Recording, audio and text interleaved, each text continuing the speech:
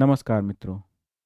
आज के वीडियो में हम लोग समुद्र विज्ञान के विभिन्न महत्वपूर्ण प्रश्न जो विभिन्न प्रतियोगी परीक्षाओं में आए हुए हैं उनका अध्ययन करेंगे।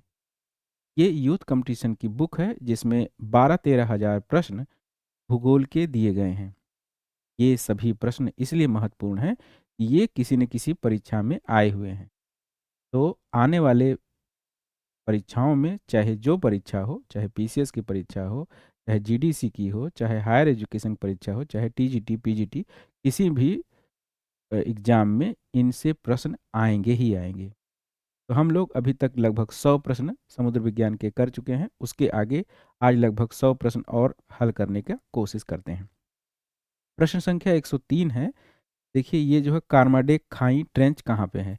तो देखिए इससे पहले भी जो ये सब आया है ट्रेंच के बारे में, तो उसे एक मैप में देख लेते हैं, तो जिससे हमको जो है आसानी होगी कि हम जो ट्रेंच जो है देखते हैं वो कहाँ है। देखिए आप एटलस में उठा के देख लीजिएगा, सबसे ज़्यादा ट्रेंच जैसे प्रशांत महासागर में है। तो जैसे देखिए ये वाला जो है, देखिए एलुसियन ट्रेंच है, यूराइल ट्रेंच है, जापान ट्रेंच है यहाँ पे, ये मरियाना ट्रेंच है और चैलेंजर डीप है। देखिए मरियाना बहुत ज़्यादा पूछा जाता है। ये कहाँ पे है, देखिए ये जो है इक्वेटर वाली लाइन है, ये जो है नॉर्थ में है। और उसकी उसी प्रकार जो अभी प्रश्न पूछा गया है कार्माडेक टोंगा ट्रेंच, ये जो है ये मिडिल अमेरिकन ट्रेंच है, पेरू ट्रेंच है, ये प्यूर्टोरिको ट्रेंच है, ये साउथ सैंडविच ट्रेंच है। उसी प्रकार यहाँ हिंद महासागर में सुंडा, ये सब महत्वपूर्ण ट्रेंच हैं। ये सब अभी फिर आएंगे, तो हमें जो है उनका अध्ययन करना है। तो अब अभी हम लोगों ने कार्माडेक ट्रेंच देख लिया, ये कहाँ पे है, ये दक्षिण पश्चिम प्रशांत महासागर में है। दक्षिणी प्रशांत महासागर, अब पश्चिम भी अगर लगा दिया जाए तो वो भी और सटीक हो जाएगा। इसका आंसर हो जाएगा बी।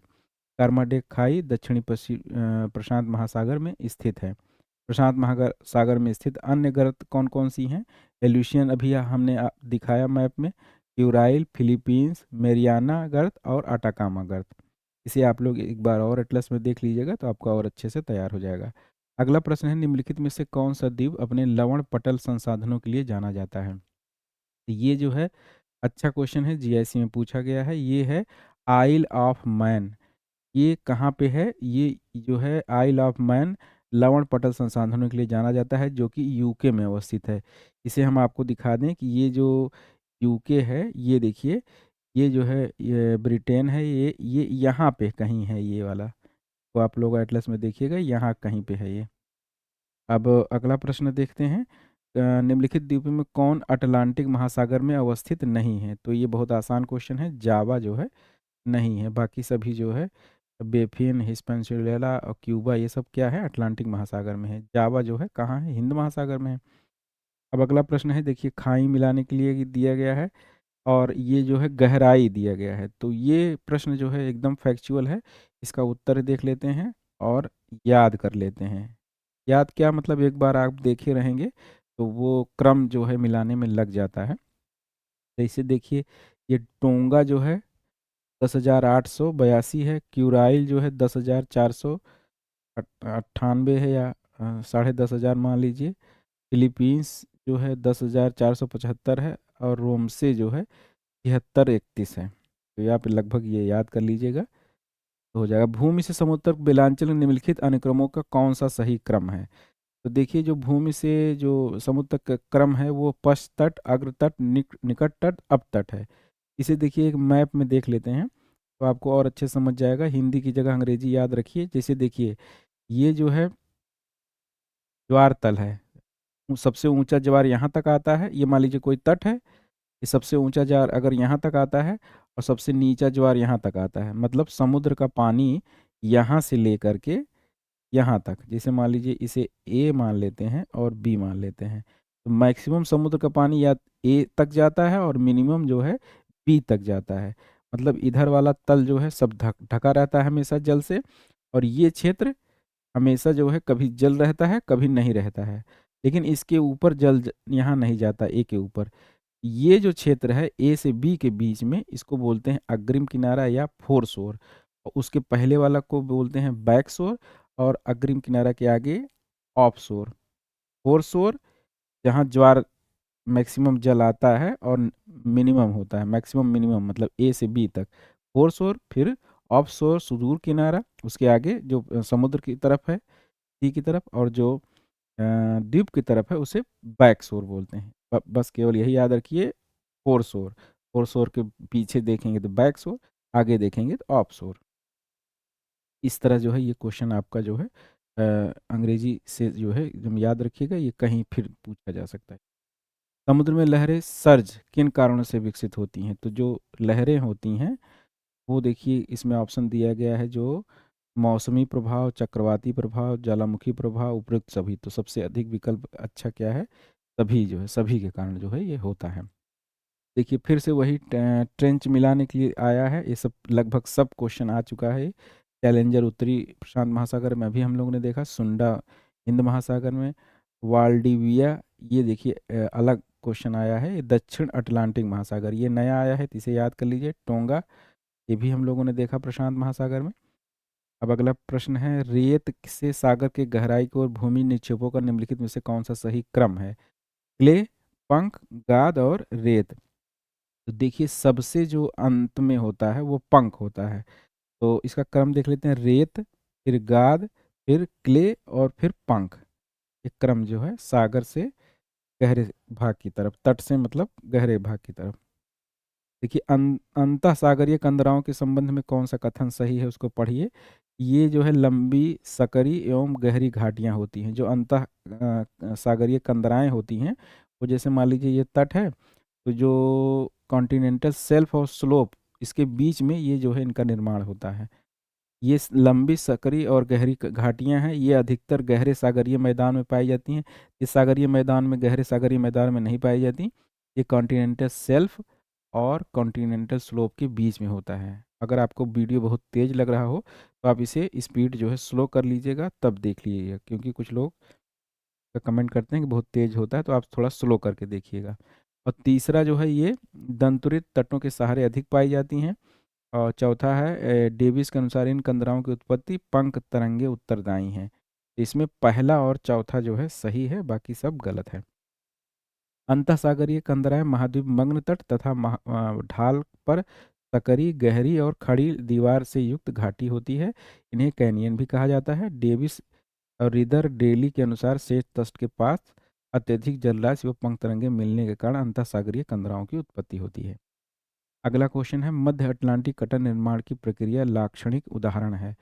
देखिए जो ये देखिए मैप में आपको दिखा देते हैं, ये जो ये जो देखिए जो बना हुआ है ये एस आकार का, यही है मध्य अटलांटिक कटक। अब इसके बारे में क्या पूछ रहे हैं, देखिए ये जो है अभिसरण का उदाहरण है, अपसरण का उदाहरण है, अपसरण का उदाहरण है ये, क्योंकि अभिसरण नहीं हो रहा है, बल्कि वो जो है प्लेटें एक दूसरे से दूर जा रही हैं वहाँ पे एस, जहाँ मध्य अटलांटिक कटक में। तो अपसरण का उदाहरण है, सागर नितर विस्तरण का है, ये भी सही है कि सी फ्लोर स्प्रेडिंग हो रही है, क्योंकि प्लेटें एक दूसरे से दूर जा रही हैं। और तो 2-4 इसका आंसर हो जाएगा, 2-4। ये बहुत अच्छा क्वेश्चन है, इसे आप लोग चाहे तो एक बार पढ़ सकते हैं, और विलेट टेक्टोनिक सिद्धांत में इसे अच्छे से आप पढ़े होंगे। महाद्वीपीय मग्न तट समगंभीरता रेखा द्वारा निर्धारित किया जाता है। इसका जो है ये फैक्ट है, देखिए 200 मीटर की गहराई जो होती है। महाद्वीपीय मग्न तट जल की औसत गहराई 100 फैदम, 1 फैदम में 6 फीट, या 200 मीटर या 600 फीट पाई जाती है, तो ये आप याद कर लीजिए। महासागरीय कटक जो है कौन कौन से हैं, डाल्फिन, चैलेंजर, लाकाद्वीप, चौगोस, कारगुल, कार्लसबर्ग। देखिए ये सब जो है एक बार हम आ चुका है, इसे एक बार इसका आंसर देख लेते हैं और याद कर लेते हैं। देखिए डाल्फिन हमने दिखाया था, कहाँ पे है मैप में, देखिए यहाँ पे है डाल्फिन, यहाँ पे कहीं ब्राज़ील के पास। और डाल्फिन चैलेंजर, डाल्फिन क्या है उत्तरी आंत महासागर में हो गया, चैलेंजर जो है दक्षिणी आंत महासागर में हो गया, और लाकाद्वीप, चौगोस कटक ये अरब सागर में हो गया, और करगुल कार्लसबर्ग कटक ये हिंद महासागर में हो गया। अब देखिए अगला प्रश्न जो है, विश्व में सबसे चौड़ा महाद्वीपीय छज्जा पाया जाता है, तो ये आर्कटिक महासागर के तट पे पाया जाता है या साइबेरिया के तट पे?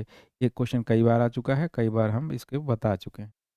अब अगला क्वेश्चन देखिए, महाद्वीपीय मग्न तट महाद्वीपीय चबूतरों का विस्तारित भाग है और समुद्री महाखंड महाद्वीपीय मग्न तटों की सबसे प्रमुख आकृतियां हैं।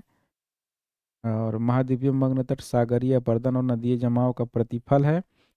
भारत में विस्तृत मग्न तट पाए जाते हैं। तो देखिए, भारत में विकसित मग्न तट पाए जाते हैं और ये इसमें जो है महाद्वीपीय मग्न तट ये चबूतरों का विस्तार है। ये जो है 1 और 3 जो है सही है, क्योंकि जो देखिए अंतः समुद्री महाखंड मतलब ट्रेंच जो है, ट्रेंच महाद्वीप तट पे तो नहीं बनता। ये जो है पहले कॉन्टिनेंटल शेल्फ या महाद्वीपीय मग्न तट, फिर स्लोप होता है, फिर सागरीय मैदान होता है, फिर ट्रेंच होता है। ये ट्रेंच जो है इसके पास नहीं होता है, तो ये कथन गलत हो गया।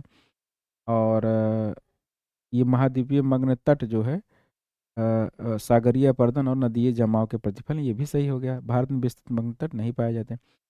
1 और 3 जो है इसका उत्तर सही हो जाएगा। निम्नलिखित में से कौन सा मध्य अटलांटिक कटक का भाग नहीं है?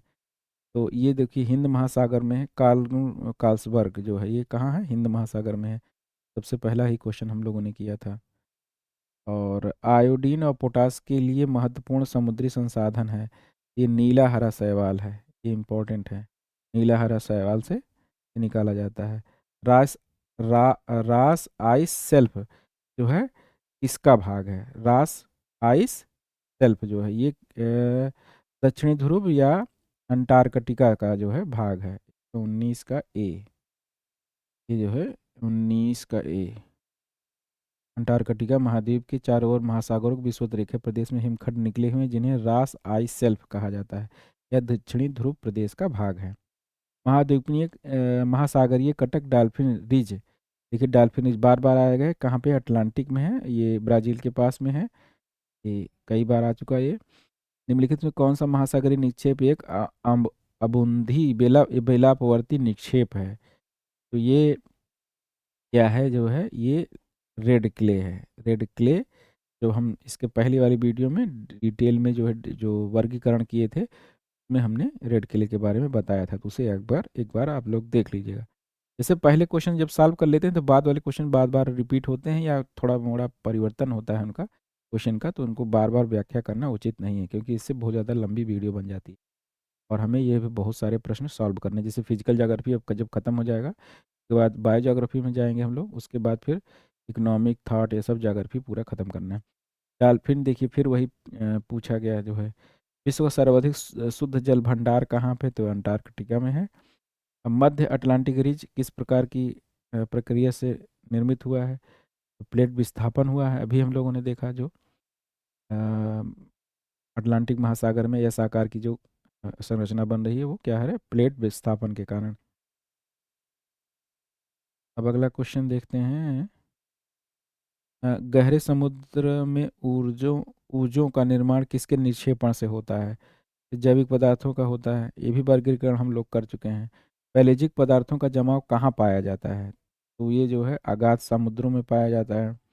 डेटम रेखा क्या है? डेटम रेखा जो होती है औसत समुद्र तल होता है। और कौन सा अगाध सागरीय या पेलेजिक मछली नहीं है? ये देखिए मैं भी नहीं जानता, इसको आप ऑप्शन में देख लीजिए।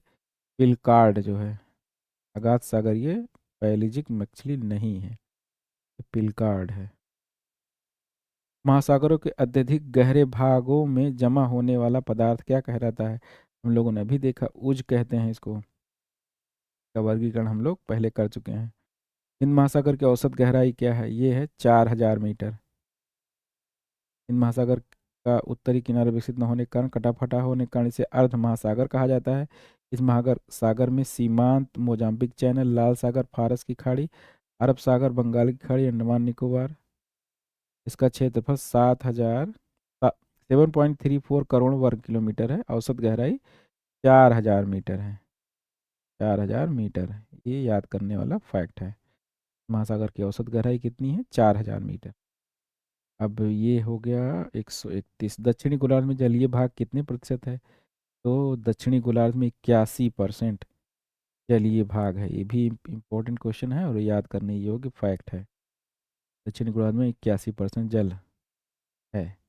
चैलेंजर अभियान के दौरान महासागरों में 50 से 60 अक्षांशों के मध्य जल की सतह का तापमान, ये जो है फैक्ट है, जल की सतह का तापमान 12.94 सेल्सियस और 1000 मीटर गहराई पर जल का तापमान 10.81 सेल्सियस पाया जाता है।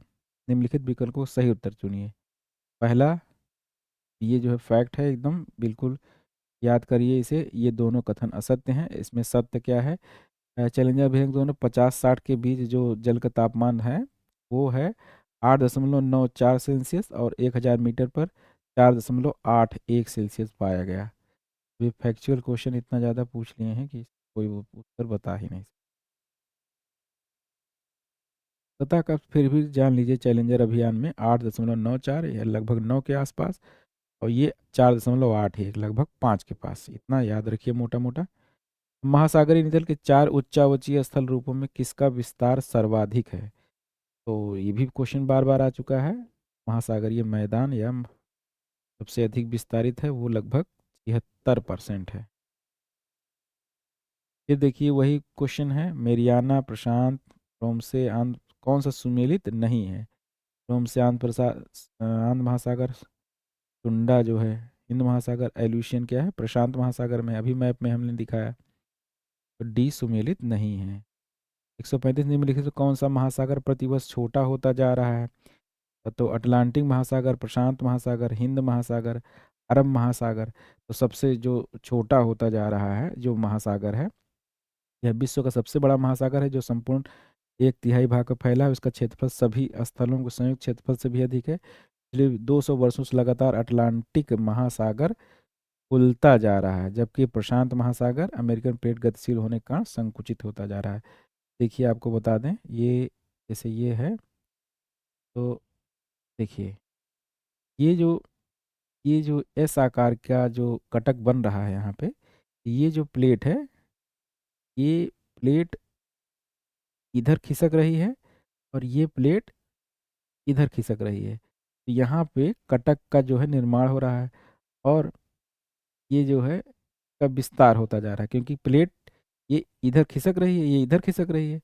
प्लेट जो है इधर खिसक रही है, इधर खिसक रही है, और बीच में जो है गैप हो रहा है। नीचे से मैग्मा आ रहा है, मैग्मा से जो है कटक का निर्माण हो रहा है। और प्रशांत महासागर में क्या हो रहा है कि ये जो प्लेट है ये इसके अंदर जो है छेपित हो रहा है। जब इधर इधर फैलेगा तो ये जो है इधर वाला प्लेट इसके अंदर जा रहा है, तो ये प्रशांत महासागर छोटा होता जा रहा है, जबकि अटलांटिक महासागर फैलता जा रहा है। अब में आंसर हो जाएगा कौन सा छोटा होता जा रहा है, तो हो जाएगा प्रशांत महासागर। अब 135 के बाद 136, देखिए जहाँ व्याख्या करने की जरूरत होती है वहाँ संक्षेप में बता देते हैं। इनका कॉन्सेप्ट क्लियर होगा वो अच्छे से समझ जा रहे होंगे। केमान, प्यूर्टो तथा साउथ सैंडविच खाई किस महासागर की प्रमुख खाइयाँ हैं? तो हम लोगों ने मैप में भी देखा था अभी, प्यूर्टो कहाँ का है, वो अटलांटिक महासागर में है। महासागरीय जल का द्वितीय स्तर कहलाता है, महासागरीय जल का द्वितीय स्तर, तो ये जो थर्मोक्लाइन होती है उसको बोलते हैं। देखिए व्याख्या भी पढ़ लेते हैं। महासागरीय जल का तापमान सागर की गहराई के साथ घटता है। गहराई या सीमा सागर तल से लगभग 100 से 400 मीटर नीचे प्रारंभ होती है। वह सीमा क्षेत्र जहाँ तापमान में गिरावट आती है ताप प्रवणता कहलाता है। यह जल के कुल आयतन का लगभग 90% होता है और गहरे में ताप प्रवणता के नीचे पाया जाता है। यह महासागर के जल का द्वितीय स्तर है। निम्नलिखित में से कौन सा कथन सही है? नीचे दिए गए कूट से उत्तर चुनिए। द्वीपीय मग्न तट का ढाल जो है 5 से 8 होता है, तो 5 से 8 नहीं होता है ये, बल्कि जो है 5 से कम ही होता है। ये जो है 5 से कम ही होता है, ये 5 से कम ही होता है, तो पहला जो है गलत हो जाएगा।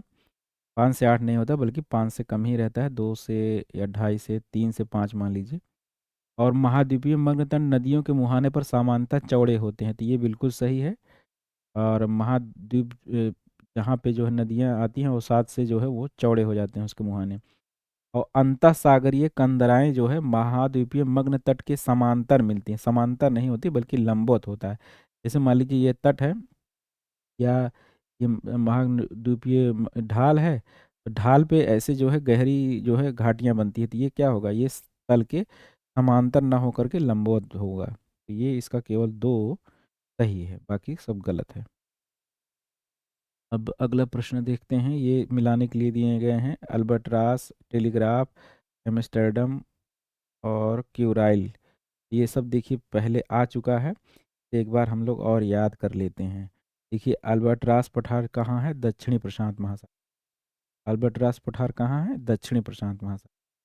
टेलीग्राफ पठार कहाँ है, उत्तरी आंध्र महासागर में। एम्स्टर्डम सेंट पॉल कटक हिंद महासागर में है। क्यूराइल ग्रत ये उत्तर प्रशांत महासागर में है। देखिए ये सब जो है इसके पहले प्रश्न में आ चुके हैं, इसलिए अब यहाँ व्याख्या और मैप नहीं दिखा रहे हैं। निम्नलिखित में से किस एक को सागरीय हिमपात कहते हैं। तो देखिए जो है ये अच्छा क्वेश्चन है। सागरीय महासागरीय तली पर सागरीय अवसादों के छोटे छोटे कणों का लगातार गिरना, इसे ही जो है हिमपात कहते हैं। देखिए महासागरीय जल में अंदर सूक्ष्म आकार के छोटे छोटे अवसादों को सागरीय तली पर लगातार गिरते रहने को सागरीय हिमपात कहते हैं, या स्थलीय भागों पर गिरने वाले हिमतूल जैसे लगता है। निम्न में कौन सा एक जैव जनित सागरीय अवसाद है। जैव जनित, ये जो है डाइटम ऊज है, ये भी हम लोग बार बार पढ़ चुके हैं, की व्याख्या भी कर चुके थे, वर्गीकरण भी कर चुके हैं। समुद्र के सबसे गहरे भाग में पाया जाता है। समुद्र के सबसे गहरे भाग पाए जाते हैं कहाँ पे, प्रशांत महासागर। सबसे आसान क्वेश्चन है ये। सबसे ज़्यादा जो ट्रेंच हैं वो सबसे ज़्यादा मरियाना ट्रेंच है, जो कहाँ पाई जाती है, उत्तरी प्रशांत महासागर में। हम लोगों ने देखा था कहाँ पे है ये, यहाँ पे कहीं पे है मरियाना ट्रेंच। ये देखिए मरियाना आइसलैंड है, यहीं पे है ये मरियाना ट्रेंच। ये इक्वेटर की लाइन है, तो ये इतना जो है तर है। अब अगला क्वेश्चन देखते हैं, निम्नलिखित में कौन सा महाद्वीपीय ढाल का सही औसत ढाल है। हाँ तो 2.5 से 5 होता है, तो 4 दिया गया है, तो ज़्यादा सटीक आंसर 4 होगा। 4 से 5 144 जो है। अटलांटिक महासागर के तल से मध्य अटलांटिक कटक की ऊंचाई के संबंध में निम्नलिखित से कौन सा कथन सही है। अटलांटिक महासागर के तल से मध्य अटलांटिक कटर के ऊंचाई के संबंध में निम्नलिखित से कौन सा कथन सही। देखिए ये भी फैक्ट है, अच्छा फैक्ट है। 3 किलोमीटर ऊपर, से आप लोग याद कर लीजिए और व्याख्या भी पढ़ लेते हैं, क्योंकि यूजीसी 2016 में पूछा है ये। मध्य अटलांटिक कटक उत्तर में आइसलैंड से दक्षिण में कोविड द्वीप तक एस आकार में 1400 किलोमीटर की लंबाई में फैला है, तथा कहीं भी सागर तल से 4000 मीटर से नीचे नहीं जाता। अटलांटिक सागर के तल से मध्य अटलांटिक कटक की ऊंचाई लगभग 3 किलोमीटर पाई जाती है। तो एक बार मैप में फिर से देख लेते हैं, यही है, इसी की बात कर रहे हैं। ये यस आकार का, ये जो दिखाई दे रहा है यस आकार का, से मिटा देते हैं, तो आप मैप में भी देखिए इसका कलर देखिए कैसे चेंज है। ये सफ़ेद रंग का जो है ये कटक है, यही ये कटक की बात हो रही है। चलिए अब अगला क्वेश्चन देखते हैं। हाँ इसकी जो है फैक्ट याद करिए, 3 किलोमीटर के ऊपर पाई जाती है। इसकी जो ऊंचाई है लगभग 3 किलोमीटर औसत मान लीजिए। हाँ ये देखिए कथन दिया गया है, मध्य अटलांटिक कटक के सहारे स्थित द्वीप ज्वालामुखी क्रिया से अत्यधिक प्रभावित हैं। तो ये अटलांटिक महासागर में समुद्र नितक प्रसरण भूकंपों का मुख्य कारण है। तो देखिए जो यस आकार की जो वहाँ पे कटक बन रहा है, जब प्लेट, जैसे ये एस आकार के कटक बन रहा है, तो प्लेट जब इधर एक जा रही है, एक प्लेट इधर जा रही है, सागर नितर प्रसरण हो रहा है, तो नीचे से मैग्मा निकल रहा है और वो जमता जा रहा है, तो ज्वालामुखी हो की घटना तो हो ही रही है। ये कथन और कारण दोनों सही है। ये आप समझ गए होंगे, प्लेट टेक्टोनिक सिद्धांत पढ़े होंगे अच्छे से, तो आपको अच्छे से समझ में आ गया। 146 उत्तरी ध्रुवीय और दक्षिणी ध्रुवीय समुद्रों के समुद्री जल के औसत हिमांक के लिए निम्नलिखित में से कौन सा तापमान सही है। यह है -2 डिग्री सेंटीग्रेड। इसे भी आप लोग याद करिए, ये फैक्ट है, और 2017 यूजीसी में पूछा गया है, तो किसी भी परीक्षा में ये पूछा जा सकता है। एक बार इसे फिर से पढ़ लेते हैं। उत्तरी ध्रुव और दक्षिणी ध्रुवीय समुद्रों के समुद्री जल के औसत हिमांक के लिए -2 डिग्री सेंटीग्रेड तापमान सही है? उत्तरी ध्रुव और दक्षिणी ध्रुव समुद्रों के समुद्री जल के औसत हिमांक के लिए निम्नलिखित में से कौन सा किसे समुद्री पारिस्थितिकी में उत्पादक के रूप में जाना जाता है? पादक जो है, प्लवक जो होते हैं, सबसे को समुद्री पारिस्थितिकी के रूप में उसे जाना जाता है। ये सबसे ज़्यादा जो है कार्बन डाइऑक्साइड का अवशोषण करते हैं और ऑक्सीजन का उत्सर्जन करते हैं, पेड़ पौधों से भी ज़्यादा। अब प्रायः सभी सागरों में गहन भागों में लाल मृत्तिका पाई जाती है, ये बिल्कुल सही क्वेश्चन है आंसर इसका। और ये देखिए फिर से वही मिलाने के लिए दिया गया है, रोम से चैलेंजर, केमन और डायमेंटीना। तो सब एक बार देख लेते हैं। रोम से अटलांटिक में है, प्रशांत में चैलेंजर। और देखिए प्रशांत महासागर में चैलेंजर ये है कटक, लेकिन चैलेंजर चैलेंजर कटक नहीं, ट्रेंच। और चैलेंजर कटक जो है वो कहाँ पे है? आंध्र महासागर में। हिंद महासागर में डायमेंटीना, ये महत्वपूर्ण है, याद कर लीजिए क्योंकि ये अपना है। कैरिबियन में केमन, का से कैरिबियन, का से केमन। फिर देखिए वही है कटक। Aden, Aden, Aden, Cocos, Dolphin और मेडेलिव। डॉल्फिन हम लोगों ने पढ़ा है, कोकोस जो है कोकोस के पास में है। और देखिए अटलांटिक महासागर में डॉल्फिन हो गया, प्रशांत में कोकोज हो गया, और आर्कटिक में मेंडलीव हो गया, अरब में एडन हो गया। अरब में एडन, एडन याद कर लीजिए आप लोग, ये नया आया है। अब अगला क्वेश्चन देखते हैं, इसमें जल्दी से क्वेश्चन समाप्त करते हैं। हस्तक्षेपी उथली चैनल या अनूप के साथ समांतर किनारे से जुड़ी हुई प्रवाल भित्तियों को कहा जाता है? ये होता है फ्रिंगिंग रीफ। होते हैं फ्रिंगिंग रीफ क्या होते हैं? महाद्वीपीय और द्वीपीय तट से लगे प्रवाल भित्तियों को फ्रिंगिंग रीफ या तटीय प्रवाल भित्ति कहा जाता है। हालांकि ये प्रवाल भित्तियां तट से सटी रहती हैं, परंतु कभी कभी इनके स्थान पर अंतराल हो जाने के कारण उनमें लैंगून का निर्माण होता है, जिसे बोट चैनल कहा जाता है। समुद्र का स्थल की ओर बढ़ना कौन सा संचरण है? समुद्र का स्थल की ओर, ये जो है क्या होता है? निर्माण होता है। समुद्र का जो है स्थल की ओर बढ़ना क्या होता है? धनात्मक संचरण होता है। कॉन्टिनेंटल शेल्फ की औसत गहराई कितनी होती है? कॉन्टिनेंटल शेल्फ की, तो ये लगभग 200 मीटर होती है, या 100 फैदम, या 600 फीट। इसमें मीटर नहीं दिया गया है, तो इसका आंसर ए हो जाएगा। इसको सबसे लंबा, सबसे गहरा गर्त जो है तो हम लोग जानते ही हैं, मरियाना। इसकी गहराई कितनी है? 11,033 मीटर। टुंडा खाई हिंद महासागर में, ये भी आ चुका है। चैलेंजर गर्त फिर वही चीज़, प्रशांत महासागर है। वित्तीय मैदानों की सामान्यतः गहराई किन के बीच में होती है? जो मैदान होते हैं उनकी सामान्यतः गहराई कितने के बीच में होती है? तो इसका आंसर हो जाएगा 3,000 से 6,000 मीटर। वित्तीय जो मैदान होते हैं, जैसे देखिए सबसे पहले क्या है? कॉन्टिनेंटल शेल्फ, फिर स्लोप, फिर जो है सागरीय मैदान, और फिर ट्रेंच। इसी जो सागरीय मैदान है, इसी की गहराई ये पूछ रहे हैं। औसत जो गहराई होती है 3,000 से 6,000 मीटर तक होती है। सामान्यतः सागरीय क्षेत्रफल का 76% लगभग सागरीय मैदान का विस्तार है, परंतु एक महासागर से दूसरे महासागर में यह प्रतिशत बदलता है। प्रशांत महासागर में 80%, हिंद महासागर में 80, अटलांटिक महासागर में 54.9 सागरीय विस्तार है। फिर देखिए वही प्रश्न जो है, चैलेंजर उत्तरी प्रशांत में हो जाएगा, आल्ड्रिक जो है दक्षिणी प्रशांत में हो जाएगा, रोम से जो है दक्षिणी अटलांटिक, और ये उत्तरी अटलांटिक में। नरेश, किस भूवैज्ञानिक अवधि के दौरान महासागर ने अपनी वर्तमान सतह प्राप्त की? ये होलोसीन में था, ये होलोसीन में। और ये फैक्ट का क्वेश्चन है, तो महासागर की गहराई का जो है ये प्रश्न ही गलत है, क्योंकि सुमेलित नहीं है ये भी नहीं पता है कि कितना फैक्चुअल क्वेश्चन है ये। अब देखते हैं इसको, अगला क्वेश्चन, निम्नलिखित में उनके आकार के अनुसार बढ़ते क्रम में महासागरों का कौन सा क्रम है? तो ये बहुत आसान क्वेश्चन है। आर्कटिक, फिर हिंद, फिर अटलांटिक, फिर प्रशांत। सबसे बड़ा प्रशांत हो जाएगा, फिर अटलांटिक, फिर हिंद, फिर आर्कटिक।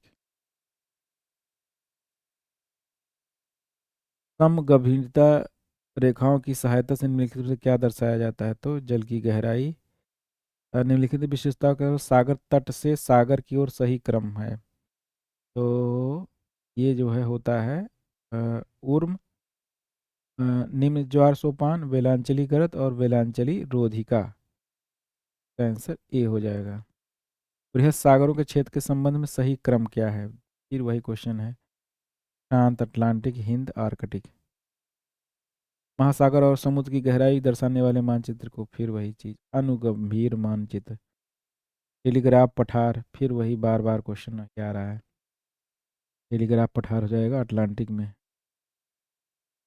इल्यूशियन खाई गर्त शांत में, उत्तरी प्रशांत महासागर में। ये हमने मैप में देखा था। फिर वही है एल्यूशियन उत्तरी प्रशांत महासागर में सही है। टोंगा दक्षिण प्रशांत, प्यूर्टो रिको दक्षिणी अटलांटिक में ना होकर के क्या है, उत्तरी में है। ये उत्तरी में है। ऑस्ट्रेलिया में निम्नलिखित राज्यों में किसके तट के सहारे साउथ बैरियर रीफ पाई जाती है? तो ये जो है क्वींसलैंड में है। ये जो मैप है यहाँ पे हम बताया अभी तक, यहाँ क्वींसलैंड है, ये ग्रेट बैरियर रीफ है। ये ग्रेट बैरियर रीफ, ये ग्रेट बैरियर रीफ है, यहाँ पे क्वींसलैंड है। अब मेरियाना गर्त निम्नलिखित सात में किस में स्थित है? मेरियाना गर्त बार बार पूछ रहे हैं यही, पश्चिमी प्रशांत महासागर।